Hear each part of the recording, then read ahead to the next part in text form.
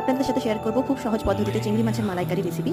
আর খেতেও কিন্তু খুব টেস্টি হয়। প্রথমে আমি চিংড়ি মাছগুলোকে ভালো করে কেটে ধুয়ে নুন হলুদ মাখিয়ে রেখে দিচ্ছি। তারপর পেঁয়াজগুলোকে ছোট ছোট করে কেটে আমি মিক্সারে ব্লেন্ড করে নিলাম। তারপরে আমি সরষের তেল কড়াইতে দিয়ে মাছগুলোকে এক এক করে ভালো করে ভেজে নিচ্ছি।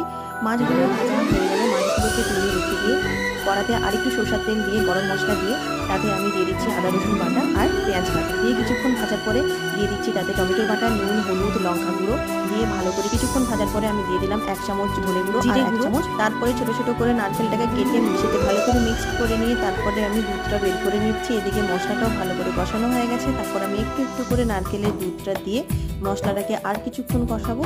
তারপরে তাতে ভাজা হয়ে গেলে তাতে দিয়ে দেবো চিনি। তারপর বাকি নারকেলের দুধটা দিয়ে কিছুক্ষণ ফুটিয়ে নেওয়ার পরে তাতে দিয়ে দিলাম গোটা কাঁচা লঙ্কা। 1 কাপ মতো দুধের মধ্যে শুকনো আমুল দুধ মিক্সড করে নামানোর কিছুক্ষণ আগে দিয়ে বেশ কিছুক্ষণ ভালো করে ফুটিয়ে নেবো। তারপরে দিয়ে দেবো গরম মশলা আর ঘি।